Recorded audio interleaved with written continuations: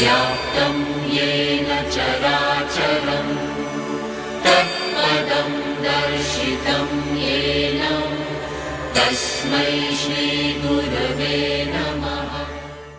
भारत की पवित्र भूमि पर समय समय अनेक महान आत्माओं ने जन्म लेकर समाज को स्वस्थ मार्ग प्रदान किए, जिससे भारत की संस्कृति विश्व भर में गौरवान्वित हुई है। ऐसी ही संस्कृति की देन है बाबा ज्ञानचंद जी महाराज।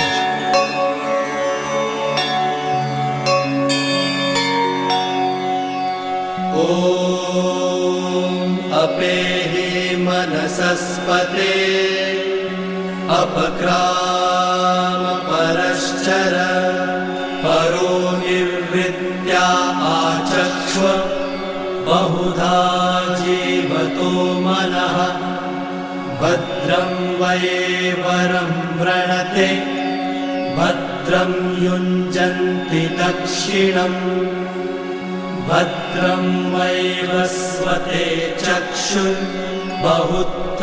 जीवतो मनः जागृतस्वप्नः संकल्पः पापोऽयं द्विष्मस्तम् सारिच्छतु यो नो द्वेष्टि तं ऋच्छतु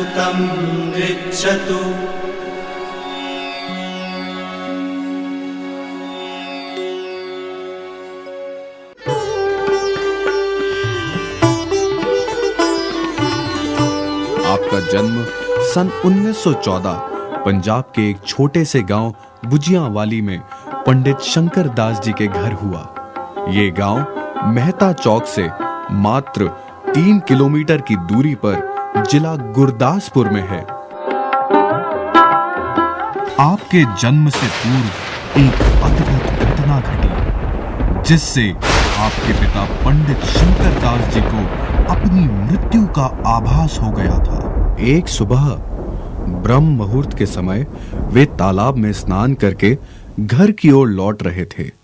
तभी उनको आकाशवाणी सुनाई दी। पंडित शंकर दास, अब के जो बालक तेरे घर जन्म लेगा वो एक दिव्य शक्ति का रूप होगा, परंतु उसके दर्शन करना तुम्हारे भाग्य में नहीं होगा।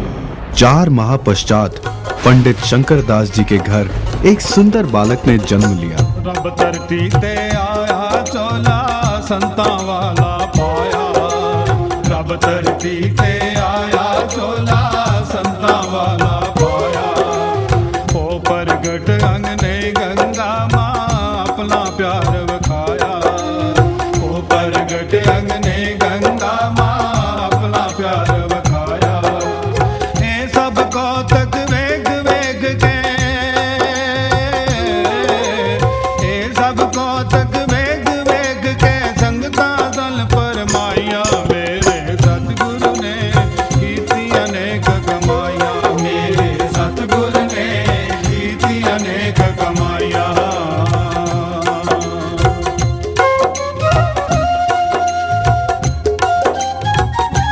तो उसके बाद जे छोटे थे, बचपन से जब जे 5 साल के हो गए फिर उनका नेम वही।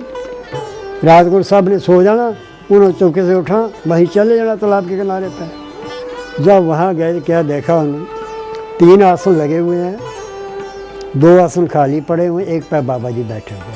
सन जी आप अकेले बैठे थे तो 2 आसन काय को लगे थे, 3 आसन काय को लगे? तो कहने लगे हे माता ऐसे है, वहाँ 2 किसी पुराने ज़माने के महात्मा समाये हुए हैं, एक ब्राह्मण है एक सरदार है। उनकी जड़ें इतनी लंबी है, खड़े होते हैं ज़मीन में लगती हैं।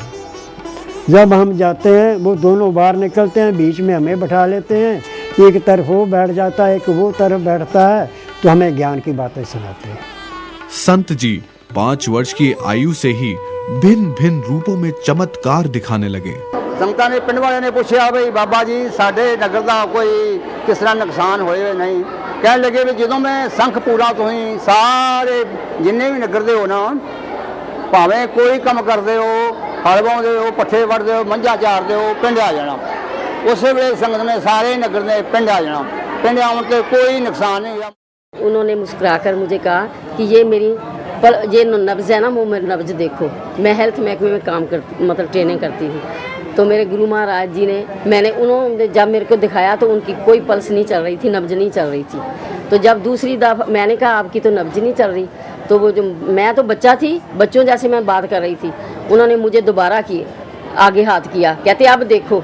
तो मैंने देखा तो गुरुजी की जो नब्ज़ थी चल रही थी। मैंने कहा पहले तो चल नहीं रही थी, अब कैसे चल गई, जैसे बच्चे बात करते हैं। तो कहते हैं कि जाओ, अब हमने ना आपको, जो आप डॉक्टरी का कोर्स कर रहे हैं ना, आप उसमें पास हो जाओगे, हमने आपको डॉक्टर बना दिया।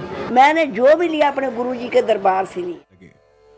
एक दिन मद्रास के सिद्ध सन्यासी स्वामी सीताराम जी संत जी की भक्ति की चर्चा सुनकर उनसे मिलने गांव बुजिया वाली पहुंचे।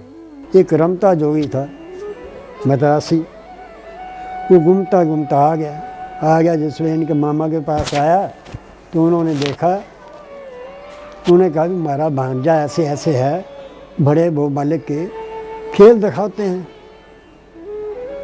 बड़े चमत्कार दिखाते, छोटा सा है, इतनी जगह में लुक जाते हैं, इतनी जगह गायब हो जाते हैं, नजर नहीं आते।